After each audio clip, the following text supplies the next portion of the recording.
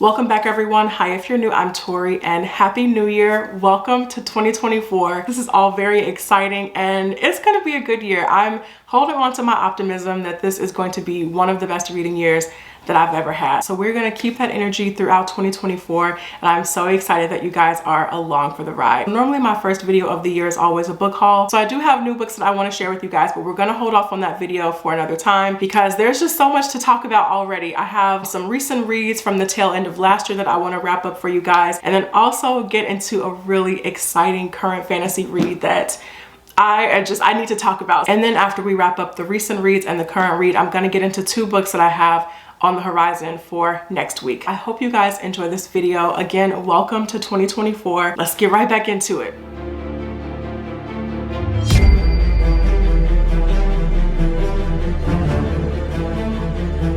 First, let's get into the three books that I read at the tail end of last year. The first one I want to talk about is Defekt by Nino Cipri, and this is the second book in the Littenverse. The first one is Fina, which funny enough, I read at the very end of 2022. But this is the second book, and even though it is technically a sequel, this is basically a standalone novel set in the same universe. It follows a completely different character, it's a new situation, but it does have that same setting of taking place at Littenwald, which is this big box furniture store that is basically similar to an IKEA. And I have to say, I actually liked Defekt just as much as Fina. Fina was so good. Fina had some laugh out loud moments. I really loved the characters, but Defekt was also just an amazing read. These are sci-fi novellas dealing with themes of the multiverse, and in Defekt we have our main character Derek, and he's an employee at Littenwald, and I love Derek. He is just overly dedicated to the mission of Littenwald. He just overperforms. He just wants to do good work. He works overtime and he is like their star employee. But something weird begins to happen with Derek and he has to take a sick day,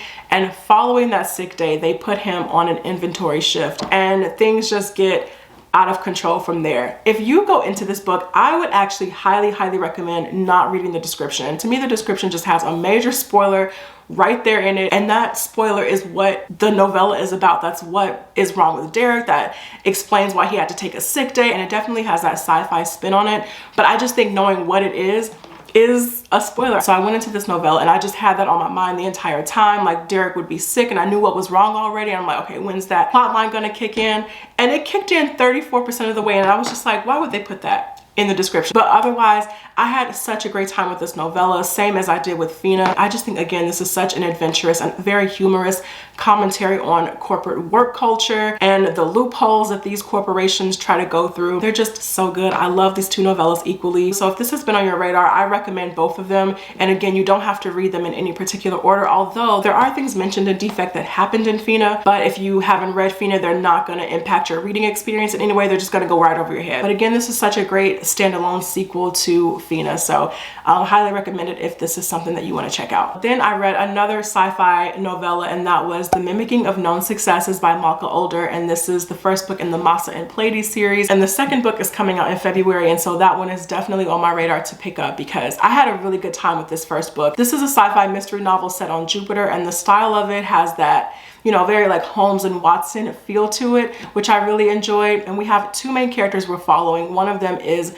Massa, and she is an investigator. At the very beginning of the novella, this man disappears from a platform, and Massa's investigation very quickly leads her to the university where her ex-girlfriend, our other main character, Pleiades, is a student there. And Pleiades is interesting because she is studying like old ecosystems of Earth and things like that, which I found really fascinating. And so the two of them are now just going through all these twists and turns and uncovering things, trying to figure out what happened to this man. Even though the mystery element is at the heart of this novella, I actually love the dynamic between Massa and Pleiades and the world building aspects a little bit more than that. Don't get me wrong, the mystery itself is interesting and all the twists and turns are interesting, but there's just something about the character dynamics that I really enjoyed in this. And then just also, there's a lot of history of Jupiter and the ecosystems, and just a lot of information about how Jupiter was colonized, kind of interspersed in between the narrative, which I really loved. So those elements of the story took my interest a lot more than the mystery aspect did, but I just think it all came together in a way that made it a really satisfying read. I really enjoyed this, and I will definitely be reading the sequel. And then the last book I want to mention for my recent reads is one that already made its appearance in my best books of 2023 video a few days ago, and that is The Priory of the Orange Tree by Samantha Shannon. I keep saying it, this was absolutely incredible. This book is yet another example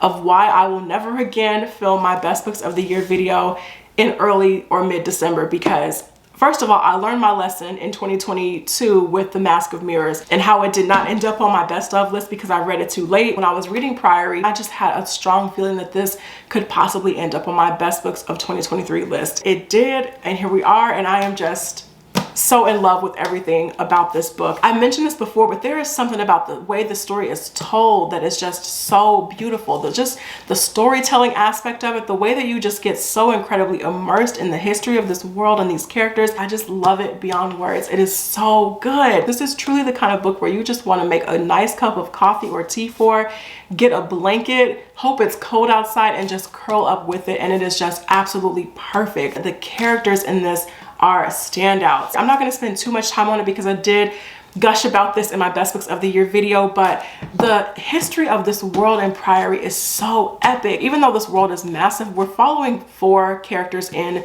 2 very distinct regions, the East and the West. In the East, we have Tane, and we also have this Dr. Niclays, who just really wants to mind his business and not be involved in anything. And then in the West, we have our other characters, Iyad and Loth. And Iyad, she was sent up to the Queendom of Ennis to kind of keep an eye on the Queen. And the Queen, even though she doesn't have her own POV, we see just a lot of her in Iyad's perspective. And then we have our final character, Loth, who was sent away from the Queendom and just starts getting wrapped up in a big mess in another part of the West. And the way each of these storylines unfolds individually, the way things start getting woven together is just so epic.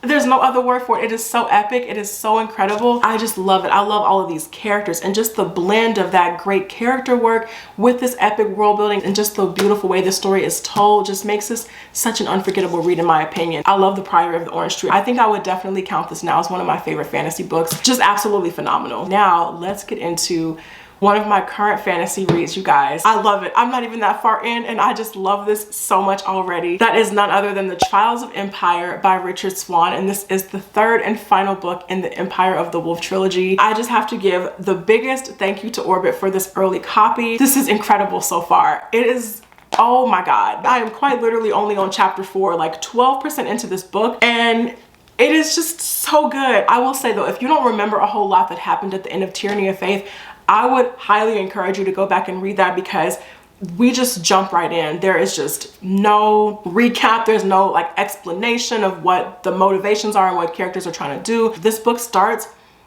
and we're on the move. It is just so, so good. I'm loving the conversations that are happening in this book. Just even some of the character interactions we've gotten so far have been incredibly memorable. There is one quote in particular that is already about to set the tone for what this final book is gonna be. And it says, sometimes we must act outside the bounds of law to safeguard it. And then a little bit before that, this character says, we have not even begun to approach the lowest foothills of the threshold of what is acceptable in order to prevent this particular character from attaining the throne. I just feel that this book is about to get dark. I am just waiting to turn that final page so this can just be solidified as one of my all-time favorite fantasy series. It is just, it's amazing. We are getting this incredibly dark theme of, you know, how far are you willing to go? How low are you willing to go? How immoral are you ready to get in order to prevent a greater evil, in order to prevent tyranny and chaos? It is, I'm speechless. I'm speechless. And just even that first setting that we got, that first interaction that kicked off this book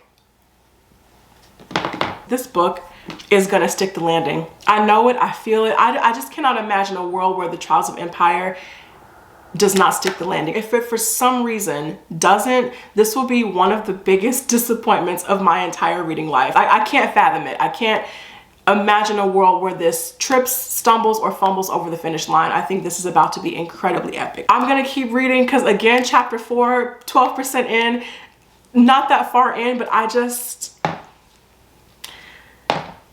incredible. And then now let's get into 2 books that are on the horizon for next week, or at least when I finish The Trials of Empire, which is gonna be pretty soon because I can't put this down. The first one is The Reformatory by Tananarive Due. I am just incredibly excited for this one. This is a book that I was really hoping I was gonna get to in 2023, but just finally accepted that I probably wouldn't. And so now it's been pushed into January. I can't wait to get into this. This is the latest release from Tananarive Due, and this is set in the Jim Crow South in Florida. And our main character, Robbie, he is sent off to this reformatory after defending his older sister against a landowner. And Robbie's already someone who can see ghosts, but when he's at this reformatory, it just sounds like things get even more eerie and haunting for him. And at the same time, his older sister on the outside is just trying to do everything she can to round up the family and get Robbie out of this reformatory. You guys have already been telling me that this is just an incredible but also really difficult read, so I just can't wait to get into it for myself. Again, Tananarive Due is phenomenal, and I just know that I'm gonna love this book by the end of it. So this is on the horizon come next week. And then the next book that I'm gonna be getting into very soon is Shorefall, and this is the second book in the Founders Trilogy by Robert Jackson Bennett. See, look at me, just continuing with series this early in the year. But again, Shorefall is the follow-up to Foundry Side, which is a book that I really enjoyed last year. And I just keep saying this, but the magic system and how layered and complex it gets as the first book goes on was such a standout for me, and just the world building in general, and Sanchia as a main character along with her companion.